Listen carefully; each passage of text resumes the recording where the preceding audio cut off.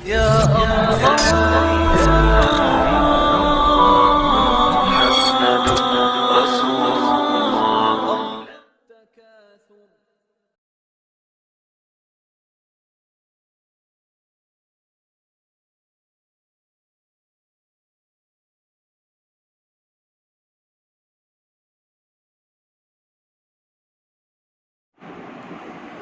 الله الرحمن الرحيم. الحمد لله رب العالمين، والصلاة والسلام على سيد الأنبياء والمرسلين محمد بن عبد الله وعلى آله وعلى أصحابه ومن هدى بهدي إلى يوم الدين. أما بعد فأعوذ بالله من الشيطان الرجيم. بسم الله الرحمن الرحيم.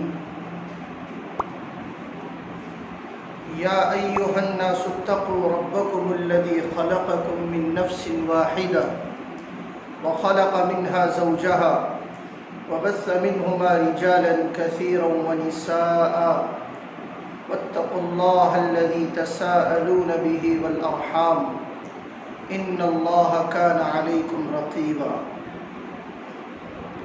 صدق الله مولانا العظيم. وقال النبي صلى الله تبارك وتعالى عليه وآله وسلم: لا يدخل الجنة قاطع، أو كما قال صلى الله عليه وسلم، وصدق رسوله النبي الكريم. میرے محترم بھائیو، دوستو اور عزیزو، اللہ جل جلالہ عم نوالہ نے نکاح کے ذریعے سے انسانوں کی نشو و نما اور انسانوں کی بڑھوتری اور انسانوں کی نسل کو آگے چلایا ہے. نکاح ایک پاک مقدس اللہ کا حکم ہے، اور مجموعی اعتبار سے جتنے بھی انبیاء علیہم السلام اس دنیا کے اندر آئے ہیں، سارے نبیوں کی ایک یہ اجتماعی سنت رہی ہے. ہر نبی نے آ کر اس دنیا کے اندر نکاح کیا ہے. کوئی نبی ایسا نہیں ہے جو بغیر نکاح کے ہو. سارے انبیاء علیہم السلام کی مجموعی سنت نکاح کے ذریعے سے اللہ پاک نے نسل انسانی کو پروان چڑھایا ہے، اور پھر اس کے ذریعے سے ماں باپ، بہن، بھائی، رشتہ دار، عزیز، اقارب، چاچا چاچی، خالہ خالو، نانا نانی، یہ پورے رشتے اللہ پاک نے پھر بنائے ہیں. قرآن کریم کے اندر اس کا تذکرہ باضابطہ موجود ہے. قرآن کریم نے ان رشتوں کو بہت قدر اور اہمیت دی ہے. یہ رشتے ہمارے نزدیک عام طور سے ایسے رشتے ہیں کہ ہم بولتے بس ہماری رشتہ داری ہے. خونی رشتے قرآن کریم ان کے تعلق سے فرماتا ہے: وَاتَّقُوا اللَّهَ الَّذِي تَسَاءَلُونَ بِهِ وَالْأَرْحَامَ. اللہ سے رشتہ داری کے بارے میں ڈرنا چاہیے. عام طور سے ہمارے پاس میں دین کا معیار جو بنا ہوا ہے وہ نماز، روزہ، زکوٰۃ، حج، تسبیح، تلاوت، یہ بنا ہوا ہے. رشتہ داری نبھانا، رشتوں کے اندر میل ملاپ، رشتوں کا جوڑ، یہ اتنا بڑا دین ہے کہ میں اور آپ اس کا تصور ہی نہیں کر سکتے کہ اللہ پاک نے اس کو کتنی اہمیت دی. اللہ کے نبی صلی اللہ علیہ وسلم نے، صحابہ نے رشتوں کی بڑی قدر کی ہے، بڑی قدر کی. آپ کے نزدیک ماں کی، باپ کی، بہن کی، بھائیوں کی، چچا کی، خالاؤں کی، یہاں تک کہ اللہ کے نبی صلی اللہ علیہ وسلم نے ارشاد فرمایا: عم الرجل سنو ابی. چچا کے مرتبے کو اللہ کے نبی صلی اللہ علیہ وسلم نے باپ کے برابر قرار دیا کہ چچا کا مقام باپ کے برابر ہے. خالہ کے مرتبے کو پیارے آقا صلی اللہ علیہ وسلم نے ماں کے مرتبے کے برابر قرار دیا. یہ سوچو، یہ رشتوں کو کتنی اہمیت ہے. رشتہ داری کتنی اہم ہوتی ہے قرآن اور حدیث کی روشنی کے اندر. ہمارے نزدیک اس کا لحاظ نہیں ہے، الگ بات ہے. ہم چچا سے پھرے ہوئے، خالاؤں سے پھرے ہوئے، تایا سے میرا آپ کا جمتا نہیں، خالو سے ہماری اپنی بنتی نہیں. یہ ہمارا اپنا معاشرہ ہے، ہماری اپنی سوسائٹی ہے. اللہ کے نبی صلی اللہ علیہ وسلم نے اس کے اوپر بڑا دھیان دیا ہے. کوئی رشتہ دار اگر غریب ہے، سننا بات کو غور سے، کوئی رشتہ دار کیا ہے؟ غریب ہے، اس کی مالی حیثیت بہت زیادہ اچھی نہیں ہے، اور دوسرا رشتہ دار ہے وہ مالدار ہے، اس کے اوپر زکوٰۃ فرض ہے اپنی مال کی نکالنا. تو پیارے آقا صلی اللہ علیہ وسلم نے ارشاد فرمایا کہ ایک آدمی زکوٰۃ نکالتا ہے، کسی غریب کو دے دیتا ہے، کسی غریب کو دے دیا تو اس کو 1 گنا ثواب ملے گا. لیکن وہ زکوٰۃ اپنے غریب رشتہ دار کو دیتا ہے. کس کو دیتا ہے؟ غریب رشتہ دار کو دے رہا ہے. تو پیارے آقا نے ارشاد فرمایا اس کو دگنا ثواب ملے گا. کتنا ثواب؟ دگنا ثواب. ایک تو زکوٰۃ ادا کرنے کا اور ایک رشتہ داری کا پاس و لحاظ رکھنے کا. لیکن ہمارا مزاج عام طور سے یہ بنا ہوا ہے کہ ساری دنیا امیر بنے، بادشاہ بنے اور اچھی کنڈیشن میں آ جائے، لیکن میرا رشتہ دار غریب ہی رہنا چاہیے. کیا رہنا چاہیے؟ بھائی مرندو بولتے اس کو، وہ ہوج کام کا ہے بولتے ہیں ہماری زبان میں، اس کو ایسا بولتے ہیں وہ اس کے کام کا ہے. ہمارے پاس میں نہیں ہے. ہمارا خرچ کرنے کا مزاج اوروں پر، رشتہ داروں پر نہیں ہے. خرچ کرنے کے میرے آپ کے مزاج ہی ختم ہو گئے. اللہ کے نبی صلی اللہ علیہ وسلم نے رشتہ داریاں لگائی ہیں، محرمات بنائے ہیں، محرمات بنائے. عورتوں کو حکم دیا کہ اپنی نگاہیں نیچی رکھا کریں، مردوں کو حکم دیا کہ اپنی نگاہیں نیچی رکھا کریں. الگ الگ حکم ہے قرآن کریم کے اندر. مستقل 2 آیتیں ہیں قرآن کریم میں کہا قُلْ لِلْمُؤْمِنِينَ يَغُضُّوا مِنْ أَبْصَارِهِمْ وَيَحْفَظُوا فُرُوجَهُمْ. نبی جی صلی اللہ علیہ وسلم آپ ایمان والوں سے کہیے کہ ایمان والے اپنی نگاہیں نیچی رکھا کریں اور اپنے شرمگاہ کی حفاظت کیا کریں. ٹھیک، کس کے لیے ہو گیا؟ مردوں کے لیے حکم ہو گیا. دوسری آیت وَقُلْ لِلْمُؤْمِنَاتِ يَغْضُضْنَ مِنْ أَبْصَارِهِنَّ وَيَحْفَظْنَ فُرُوجَهُنَّ. لمبی چوڑی آیت ہے.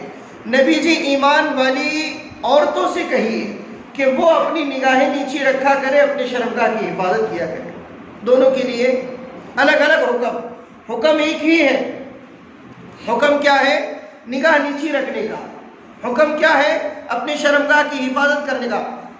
ایک ہی ہو جاتا تھا، لیکن مردوں کو الگ سے کہا گیا کہ ایمان والے مردوں سے کہیے کہ اپنی نگاہیں نیچی رکھیں. عورتوں کو الگ کہا گیا کہ ایمان والی عورتوں سے کہے کہ اپنی نگاہیں نیچی رکھیں. ٹھیک ہے، ہو گئی بات. اب مرد عورتوں کو الگ الگ حکم مل گیا. 2 آیتیں ہو گئی مستقل طور پر، الگ الگ دونوں کو حکم مل گیا نگاہیں نیچی رکھنے کا. لیکن قرآن کریم نے کچھ عورتیں ایسی بیان کی ہیں جن عورتوں کے تعلق سے کہا کہ یہ عورتیں محرمات ہیں. یہ عورتیں کیا ہیں؟ یہ خواتین محرمات ہیں. قرآن کریم نے ان کا الگ سے تذکرہ کیا. 4 پارے کی آخری رکوع کے اندر ارشاد فرمایا حرمت علیکم امہاتکم وبناتکم واخواتکم وعماتکم وخالاتکم وبنات الاخ وبنات الاخت وامہاتکم اللاتی ارضعنکم واخواتکم من الرضاعہ وأمهات نسائكم وربائبكم اللاتي في حجوركم من نسائكم اللاتي دخلتم بهن. 11 قسم کی عورتیں بیان کی. کتنی قسم کی؟ ان کو محرمات بنایا قرآن کریم نے کہ ان کے سامنے نگاہ نیچے رکھنے کی ضرورت نہیں ہے، کہ ان سے رشتہ ہی ایسا جوڑا کہ ان کے تعلق سے غلط خیال تمہارے ذہن میں آ ہی نہیں سکتا. ان سے تم چاہ کر بھی نکاح نہیں کر سکتے، ان سے چاہ کر بھی نکاح نہیں ہو سکتا. سب سے پہلے اس کے اندر جو رشتہ بنایا ہے قرآن کریم کا حرمت علیکم امہاتکم، تمہاری مائیں محرم بن گیا. اب اس سے چاہ کر بھی نکاح نہیں ہو سکتا. امہاتکم وبناتکم، تمہاری بیٹیاں محرم بن گئی. یہ محرم بن گئی. ہماری عام زبان میں اس کو کیا کہتے ہیں؟ اب یہ محرم بن گئی. قرآن کریم نے کہا کہ یہ ایسے رشتے ہیں، پاکیزہ رشتے، مقدس رشتے، ان کے حقوق ہے، ان کا خونی رشتہ ہے، یہ ایسے رشتے ہیں جن کے تعلق سے انسان ہمیشہ اپنے ذہن کے اندر، اپنے خیالات کے اندر تقدس لاتا ہے، پاکیزگی لاتا ہے، احترام لاتا ہے، ادب لاتا ہے، عقیدت لاتا ہے۔ وَأَخَوَاتُكُمْ، تمہاری بہنیں محرمات بن گئی ابھی۔ یہ ایسے رشتے ہیں قرآن کریم نے بنائے کہ ان رشتوں کو قرآن کریم نے محرمات سے تعبیر فرمایا اور باضابطہ فرمایا حرمت علیکم، تم پر حرام ہے اب یہ سب، تم پر کیا ہے، یہ نکاح کے اعتبار سے حرام ہے۔ پہلے اوپر سے نکاح کی تفصیل آ رہی تھی، اب قرآن کریم نے ان عورتوں کا تذکرہ کیا جن عورتوں سے نکاح کرنا اب حرام ہے، جن عورتوں سے نکاح کرنا کیا ہے اب حرام ہے۔ بہنیں، پیارے آقا نے بتا دیا بہنوں کا کیسے احترام کیا جاتا ہے۔ پیارے آقا صلی اللہ علیہ وسلم کی کوئی سگی بہن نہیں تھی، آپ کی رضائی بہن تھی ایک، جس کا نام شیما تھا۔ رضائی بہن کی آپ کی دودھ شریک بہن کہ دائی حلیمہ سے اللہ کے نبی صلی اللہ علیہ وسلم نے بھی دودھ پیا، اور ایک بہن ہے جس کا نام ہے شیما، اس نے بھی دودھ پیا، جو آپ کے ساتھ میں بچپن میں، لڑکپن میں بکریاں چرانے کے لیے جایا کرتی تھی۔ اللہ کے نبی صلی اللہ علیہ وسلم کو جس نے گود میں اٹھا کر کھیلا ہے، اللہ کے نبی صلی اللہ علیہ وسلم کا بڑا لاڑ پیار کیا ہے، بڑا لاڑ پیار کیا ہے۔ اللہ کے نبی صلی اللہ علیہ وسلم نے بہت نخرے کیے ہیں اور حضرت شیما نے بہت نخرے اٹھائے ہیں رضی اللہ عنہ۔ بچپن پورا گزرا ہے شیما رضی اللہ عنہ کے ساتھ میں۔ ایک مرتبہ مدینہ کے اندر آئی، اللہ کے نبی صلی اللہ علیہ وسلم تو مدینہ کے اندر پورے وفود کے وفود آ رہے ہیں آپ کے پاس میں، مکی دور ختم ہو گیا، ہجرت کر کے مدینہ میں آئے، بدر کی فتح ہوئی، احد کی فتح ہوئی، اور پتہ نہیں کتنے غزوات فتح ہو گئے۔ اللہ کے نبی صلی اللہ علیہ وسلم کا نام وہ رومن امپائر، پرشین امپائر، روم اور ایران کی طاقتوں کے پاس میں، اللہ کے نبی کے روب سے وہ بڑی بڑی سپر پاور طاقتیں بھی گھبرایا کرتی تھی۔ اور اللہ کے نبی کا وہ دور تھا کہ اللہ کے نبی سے ملنے کے لیے، ملاقات کے لیے بڑے بڑے وفود آ رہے، علاقوں کے گورنر آ رہے، بڑے بڑے بادشاہ آ رہے، عزت کا دور، استقبال کا دور، نصرتوں کا دور، اور خوب مال و دولت۔ تو اس وقت میں مدینہ کے بارڈر کے اوپر فوجی تعینات کیے جاتے تھے، صحابہ کی شکل میں صحابہ کھڑے ہوتے تھے۔ مدینہ کے اندر کوئی باہر کا آدمی بغیر تحقیق کے اندر نہ آئے۔ ابھی جیسا آپ نے دیکھا بڑے بڑے تاریخی مقامات جو ہے اس کے اوپر فصیل بنی ہوتی ہے، دیواریں بڑی بڑی بنی ہوئی ہے، گیٹ بنے ہوئے ہیں، تو وہ گیٹ کے اندر آنا مطلب گاؤں کے اندر داخل ہونا۔ پہلے گاؤں میں داخل ایسے نہیں ہوتے تھے الٹا، کوئی کس کی بھی بات کو کر کے اپنا اڑی مار کے ادھر سے اپنا گاؤں کے اندر داخل ہو گیا، ایسا نہیں ہوتا تھا، بلکہ گاؤں کو پوری فصیل سے گھیرا ہوا ہوتا اور گاؤں کا ایک صدر دروازہ ہوتا، اس دروازے میں سے سارے لوگ گاؤں کے اندر داخل ہوتے۔ پہلے شکل یہ تھی، مدینہ بھی ایسا ہی تھا۔ سارے صحابہ کھڑے ہوئے اور بڑے بڑے وفود آ رہے، تو ایک خاتون آئی اونٹ کے اوپر سوار ہو کر اور کہنے لگی مجھے محمد سے ملنا ہے۔ اسلام نہیں لائی تھی، مجھے کس سے ملنا ہے؟ محمد سے ملنا ہے۔ صحابہ نے روک دیا، وہ کہنے لگے تم روکنے والے مجھے ہوتے کون ہو؟ تمہیں پتا ہے میں کون ہوں؟ تمہیں پتا ہے میں کون ہوں؟ صحابہ پریشانی، عورت غصے میں بات کر رہی ہے، ہمیں للکار رہی ہے اور ہمیں کہہ رہی ہے مجھے روکنے والے کون ہوتے ہو؟ ایک گھوڑا دوڑایا اور اللہ کے نبی صلی اللہ علیہ وسلم کو اطلاع دی۔ اللہ کے نبی نے کہا پوچھو تو صحیح کون ہے؟ کہنے لگی، وہ کہتی ہے کہ میں شیما ہوں۔ شیما کون ہے؟ شیما ہے۔ پیارے آقا کو اطلاع دی کہ شیما ہے۔ اللہ کے نبی نے کہا شیما آئی ہے، شیما آئی ہے۔ پیارے آقا اپنی چادر سے اٹھے اور کھڑے ہو کہنے لگے شیما کا استقبال کرو، شیما کا کیا کرو؟ استقبال کرو۔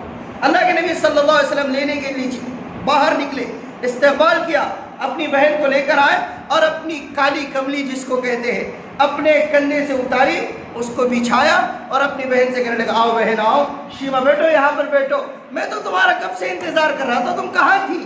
کتنے سال ہو گئے، میں نے تم نے دودھ ساتھ میں پیا تھا اور ہم تم ساتھ میں کھیلا کرتے تھے، پتہ نہیں تم کہاں تھی، میں تمہیں بڑا یاد کرتا تھا۔ وہ بہن کہنے لگی بھائی میں بھی تمہیں بڑا یاد کیا کرتی تھی، میں بھی تمہیں بڑا یاد کیا کرتی تھی۔ پھر پیارے آقا نے فرمایا شیما دیکھو وہ تمہارے کاٹنے کا نشان یہاں پر ابھی تک ہے، میں اس کو دیکھ دیکھ کر تمہاری یاد کرتا ہوں، میں اس کو دیکھ دیکھ کر تمہاری ابھی تک یاد کرتا ہوں۔ اتنے اخلاق، شیما فرماتی ہے اتنے عالی اخلاق، اتنے عالی اخلاق میرے ذہن و گمان میں بھی نہیں تھا پوری دنیا کے اوپر حکومت کرنے والا انسان اپنی بہن کے ساتھ میں یہ سلوک پیش کرے گا۔ پھر فرمایا شیما تم جب تک رہنا چاہو رہو، جب تمہارے جانے کا وقت ہو مجھ سے کہنا۔ وہ شیما کہتی ہے میں نے اپنے بھائی محمد سے کہا کہ نہیں نہیں مجھے جانا ہے، میں تو بس تمہارے دیدار کے لیے آئی تھی۔ تو امی جان عائشہ سے فرمایا اللہ کے نبی نے عائشہ گھر کے اندر جتنا سامان ہے سب لاد دو شیما کے سواریوں کے اوپر، اتنا لادا کہ سواریوں کے اوپر، اونٹوں اور گھوڑوں کے اوپر کوئی جگہ باقی نہیں رہی، کوئی جگہ باقی نہیں رہی۔ پھر اپنی بہن کو رخصت کرنے کے لیے مدینہ کے باہر تشریف لے گئے۔ شیما فرماتی ہے میں جب اپنے بہن کے بھائی کے اعزاز، اکرام اور استقبال کو میں نے دیکھا، میں اتنی متاثر ہوئی، جب میں اپنے علاقے میں گئی، اپنے خاندان میں گئی اور اپنے قبیلے میں گئی، مجھ سے لوگ پوچھنے لگے کیسا پایا اپنے بھائی کو، تو میں نے اپنے سواری پر سے اپنے بھائی کا جب تعارف کرایا، اپنے بھائی کی جب تعریف کی، تو میرے نیچے قدم رکھنے سے پہلے 3000 لوگ میرے بھائی کے اخلاق کو دیکھ کر مسلمان ہو چکے۔ کتنے لوگ؟ 3000 لوگ کلمہ پڑھ چکے ہیں۔ بتایا کہ بہن کے ساتھ میں یہ سلوک کیا جاتا ہے، استقبال، اکرام، اعزاز، ادب، احترام۔ دودھ شریک بہن تھی، حالانکہ سگی بہن نہیں تھی، دودھ شریک بہن۔ رشتہ داریوں کا پاس و لحاظ بتایا، رشتہ داریوں کا پاس و لحاظ بتلایا۔ کسی نے پوچھا کس کی عمر زیادہ ہے، کس کی عمر زیادہ ہے؟ چچا سے کسی نے پوچھا، حضرت عباس رضی اللہ عنہ سے کس کی عمر زیادہ ہے؟ محمد صلی اللہ علیہ وسلم کی کہ آپ کی؟ کہنے لگے کون بڑا ہے؟ عمر نہیں پوچھا، کون بڑا ہے؟ حضرت عباس رضی اللہ عنہ سے۔ حضرت عباس کہنے لگے عمر کے اعتبار سے تو میں بڑا ہوں، مقام کے اعتبار سے میرا اپنا بھتیجا بڑا ہے۔ لحاظ برقرار رکھا۔ اللہ کے نبی صلی اللہ علیہ وسلم حجۃ الوداع کے موقع پر سود کی، بیاج کی حرمت کو بیان کر رہے کہ یہ حرام ہے۔ اللہ نے آج سے میرے پیروں تلے سارے سود کو دبا دیا، سارا بیاج حرام کر دیا کہ اب کسی کے اوپر کوئی بیاج نہیں، کسی کا کوئی سود نہیں، پرانا لے سکتے ہیں، اپنا معاملہ رفع دفع کرو۔ تو مجمع کے اندر چچا کھڑے ہوئے کہنے لگے بھتیجے محمد صلی اللہ علیہ وسلم، اللہ نے سود کو بیاج کو حرام قرار دیا، میں نے پچھلا بھی معاف کر دیا۔ بڑی بینک تھے حضرت عباس رضی اللہ عنہ، بہت بڑی بینک تھے سودی اعتبار سے، بیعی کاروبار کے اعتبار سے، قرضوں کے اندر دبے ہوئے تھے لوگ۔ حضرت عباس رضی اللہ عنہ کے مال دیا تھا، اللہ پاک نے بانٹا ہوا تھا، لیکن سود حرام ہوا۔ اپنے بھتیجے کی یہ بول سنے، کہنے لگے اللہ پچھلا لینے کو کہتا ہے، اب کے بعد میں حرام فرماتا ہے۔ محمد صلی اللہ علیہ وسلم میں نے پچھلا بھی معاف کر دیا اور میں نے اصل بھی چھوڑ دی، اصل بھی چھوڑ دی۔ رشتہ داری، رشتہ داری کہ بڑا بھائی ہے، چچا زاد بھائی ہے، نبوت کا دعویٰ کرتا ہے۔ حضرت علی رضی اللہ عنہ اپنے بڑے بھائی کی بات کے اوپر کلمہ پڑھتے لا الہ الا اللہ، چچیرا بھائی۔ رشتوں کا پاس و لحاظ بتلایا ہے۔ ابو طالب مسلمان نہیں، مسلمان نہیں، میں بتا رہا ہوں زمانے جاہلیت میں بھی کتنا رشتوں کا پاس و لحاظ رکھا جاتا تھا، اور آج ہمارے پاس میں رشتوں کی قدر نہیں۔ چچا، چاچی، خالہ، خالو، تئی، پھوپا، پھوپھی، قرآن کریم نے ان رشتوں کو مضبوط بنایا ہے، ایک دوسرے سے جوڑ کر رکھا ہے۔ رشتہ داریاں اللہ تعالیٰ قیامت کے دن ان سے سوال کریں گے، ان سے سوال کریں گے باضابطہ۔ رشتہ داریوں کو اللہ پاک نے احترام والا بنایا ہے۔ کتنے احادیث پیارے آقا صلی اللہ علیہ وسلم نے رشتہ داریوں کے متعلق بیان فرمائی۔ چچا ہے تو اس کو مقام دیا کہ یہ باپ کا مرتبہ ہے اس کا، خالہ ہے تو اس کو مقام دیا کہ ماں کا مرتبہ ہے اس کا۔ ہم نے لیکن زبانوں کے حد تک رکھ دی، زبانوں کے حد تک رکھ دی۔ اللہ کے نبی صلی اللہ علیہ وسلم نے رشتہ داریوں کو جوڑا ہے آپس میں رشتہ داریاں جڑی ہے۔ اور آج ہمارے پاس میں رشتہ داریوں میں دراڑیں ہیں۔ ماں باپ کے رشتوں کو مضبوط کیا، بہن بھائیوں کے رشتوں کو مضبوط کیا، چاچا بھتیجوں کے رشتوں کو مضبوط کیا، خالہ بھانجوں کے رشتوں کو اللہ کے نبی نے اللہ نے مضبوط کیا ہوا ہے۔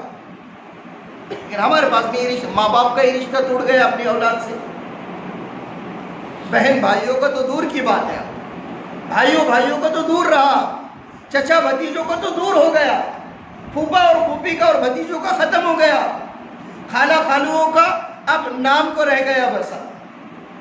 پہلے لوگ رشتہ داریوں کا اہتمام کیا کرتے تھے، کسی کے یہاں پر کوئی شادی ہوتی، کوئی پروگرام ہوتا، کوئی خوشی کا موقع ہوتا، کوئی غم کا موقع ہوتا، پہلے لوگ بیل بنڈیوں سے نکلتے، جانے کے لیے وہاں پر 2-3 دن لگتے اور پھر مہینہ 15 دن وہاں پر ٹھہرتے اور قیام کرتے۔ یہ لحاظ ہوتا تھا۔ ایک بڑی مصیبت جھیل کر، صعوبتوں کو برداشت کر کے، قربانی دے کر رشتہ داری نبھائی جاتی تھی۔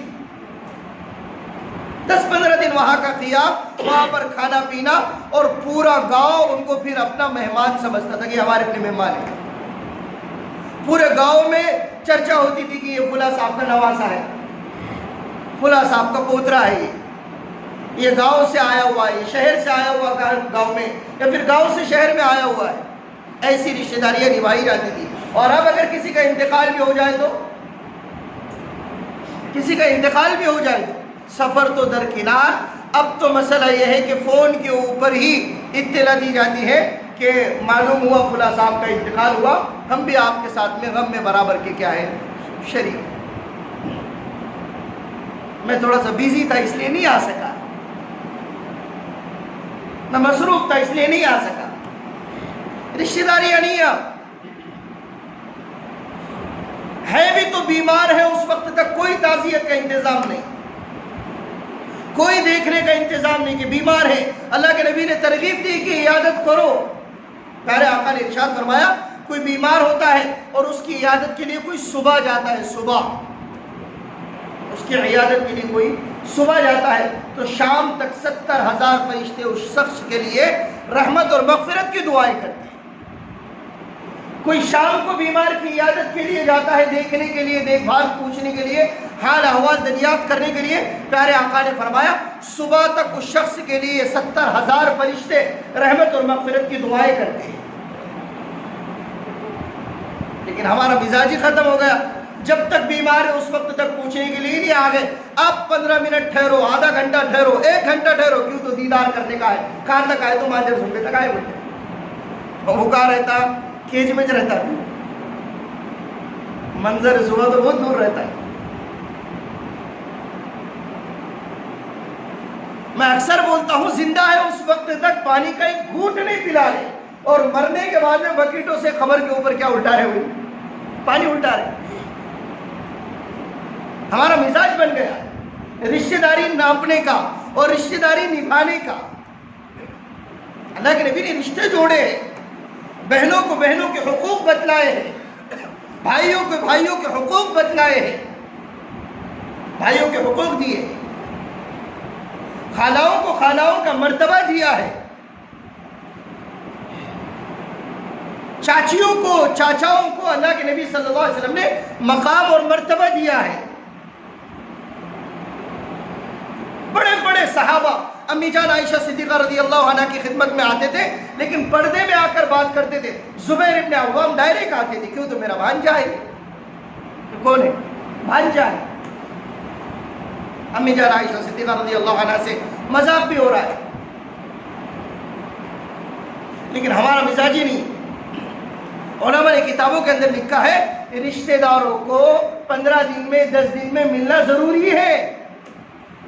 کتنے دن میں؟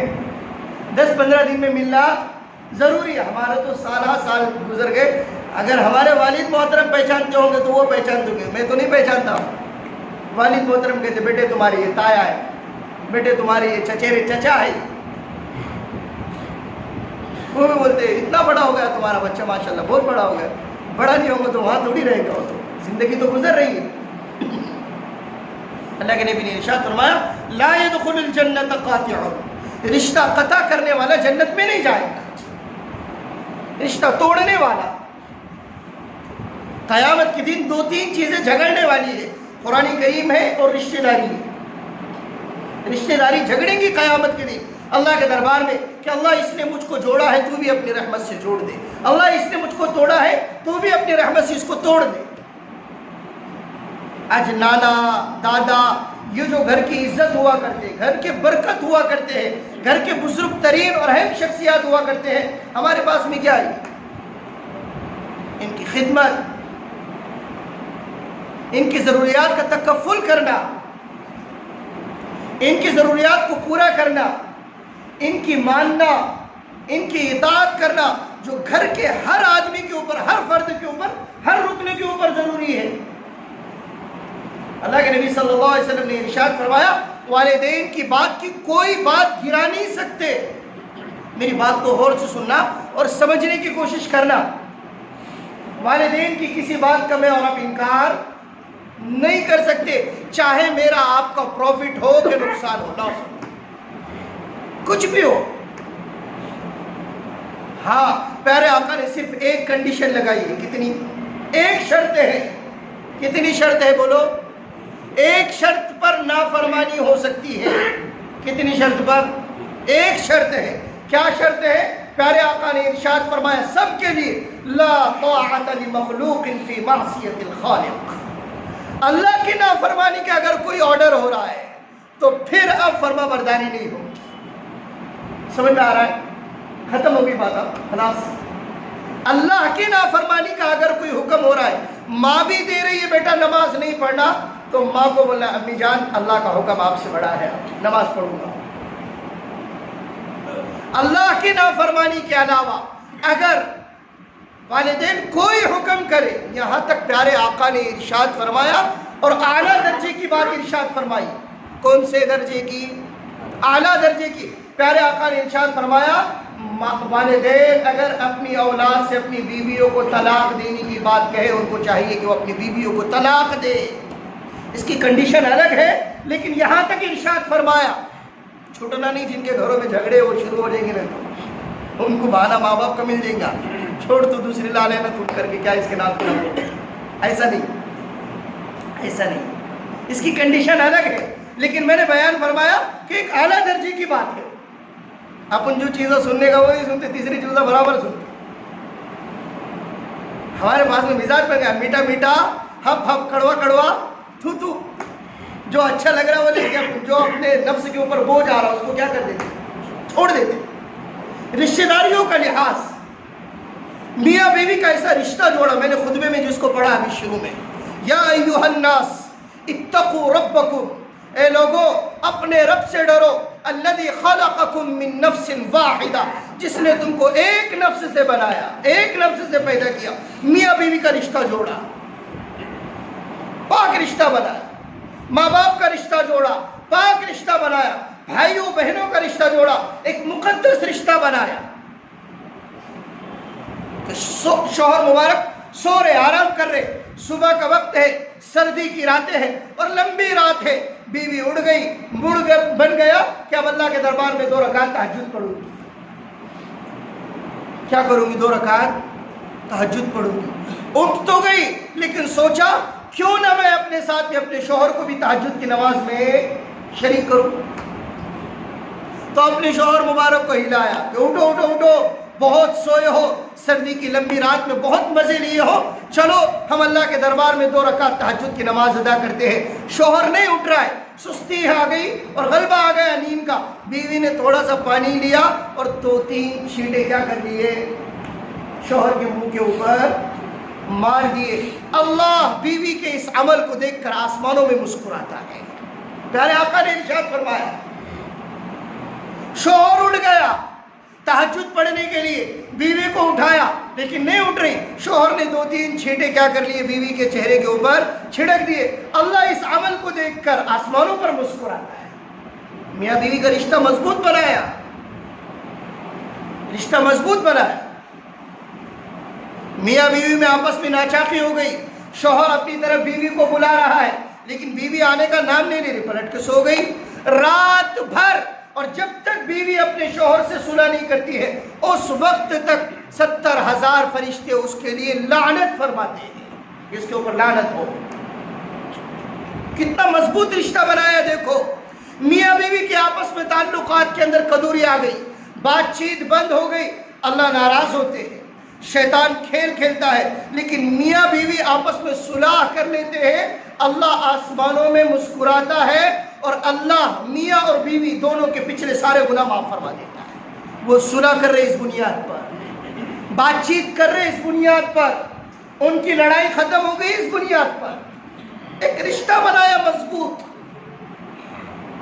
शौहर का इंतकाल हो गया, बीवी ने शौहर के इंतकाल पर एक जुमला कहा, मैं अपने शौहर से राजी थी।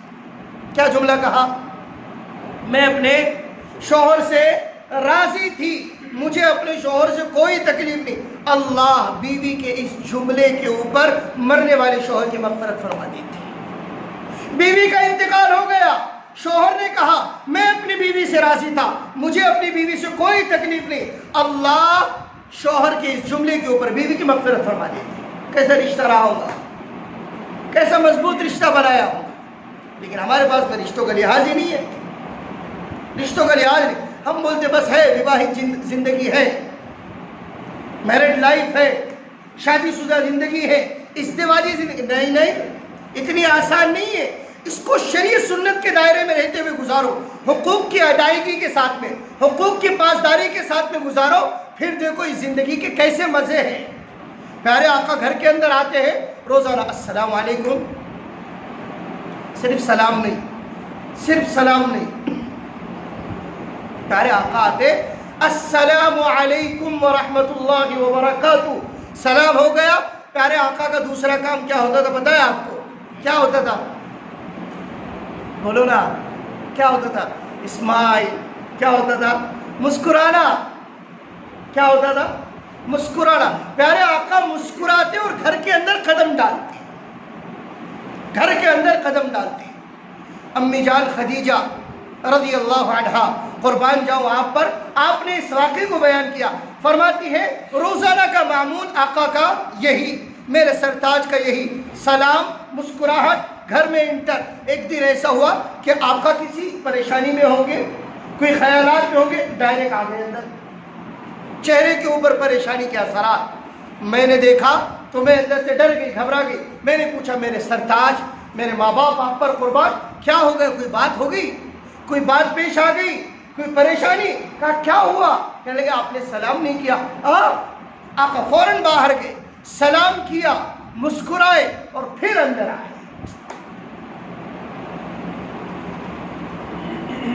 सुना हमने? आका बाहर गए, सलाम किया, मुस्कुराए, फिर अंदर आए। आका ने अपने रूटीन को नहीं तोड़ा, अपने मामूल को नहीं तोड़ा। और फिर फरमाया एक सहाबी से, ए प्यारे बेटे, ए प्यारे लड़के, जब घर में जाओ तो सलाम करो, जब घर से निकलो तो सलाम करके निकलो। क्यों?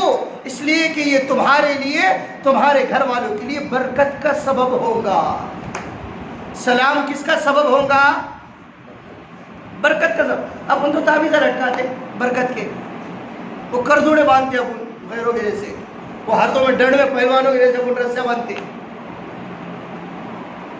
बरकत है ना, बोले बरकत है कि बरकत। नहुसत जारी आ रही और नहुसत लटका के फिर रहे अपनी ताबीज़ों के चक्कर में। वो बोले खिले दी और वो कोने में 4 मारो, वो कोने में 4 मारो, ये बीच में सेंटर में बड़ा अपना किला गाड़ दो, बरकत है। बोले क्या है ये? वो कौन से भारे हुए रहते बोलते हो, ये बरकत है हमारे पास। प्यारे आका ने गारंटी के साथ में इरशाद फरमाया, सलाम करके जाओ, सलाम करके निकलो।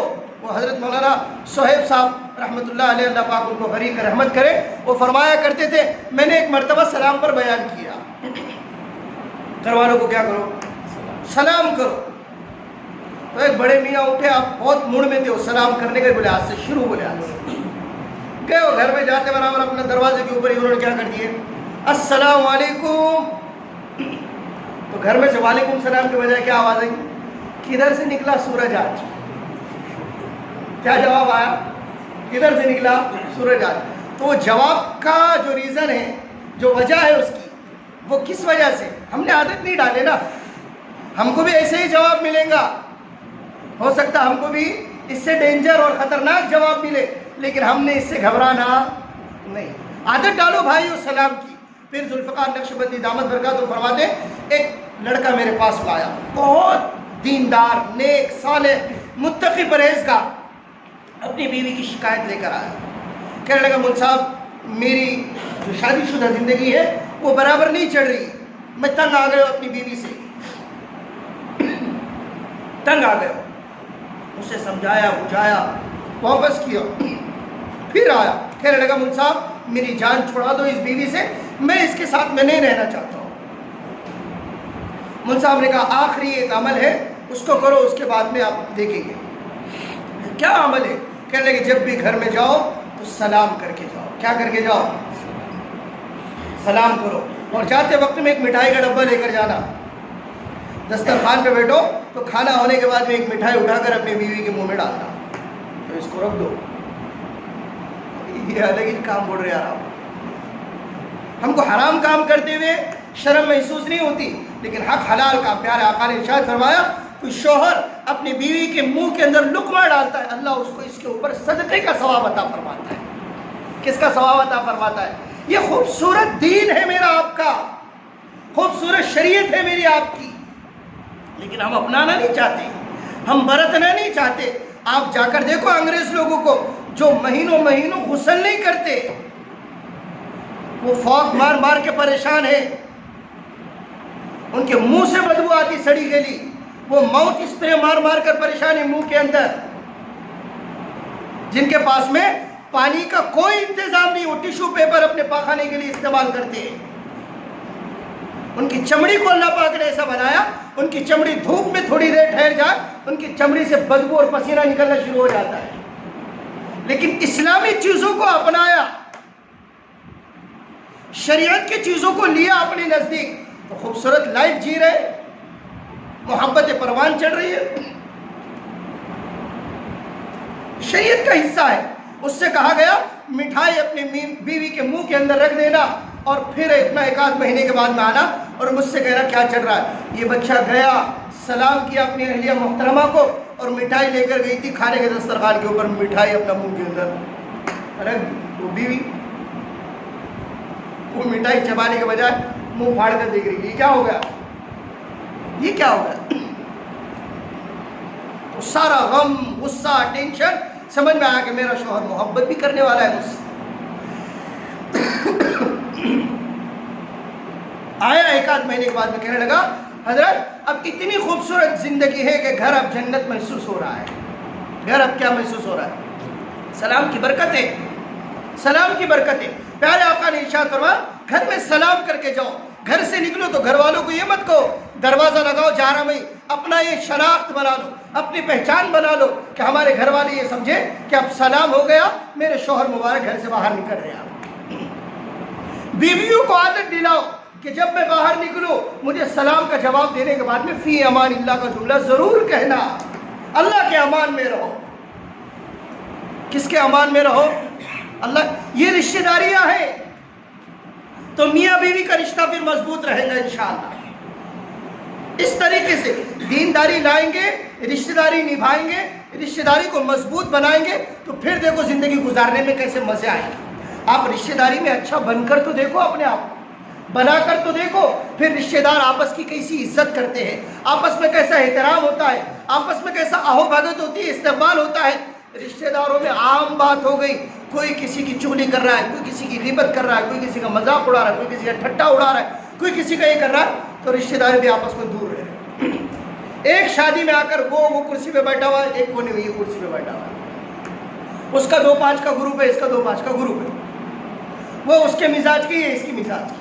اس لیے رشتہ داری جتنی بھی رشتہ داری ہے، میاں بیوی کی، ماں باپ کی، چچا چاچی کی، بھتیجوں کی، خالاؤں کی، پھوپھیوں کی، پوری رشتہ داروں کو ایک استوار کرو بھائی، اور شریعت کی روشنی میں اس کو سیکھو، معلوم کرو خالہ کے کیا حق ہے، چچا کے کیا حق ہے، اور پھوپھی کے کیا حقوق ہے، والدین کے کیا حقوق ہے، بہنوں کے کیا حقوق ہے، بھائیوں کے کیا حقوق ہے، جب معلوم کریں گے انشاءاللہ آپ کی زندگیوں کے اندر ایک انشاءاللہ خوبصورتی آئے گی، سکون آئے گا، اطمینان آئے گا. انشاءاللہ آئندہ ہفتے اسی عنوان پر بیان کرنے کی کوشش ہوگی. وآخر دعوانا الحمدللہ رب العالمین.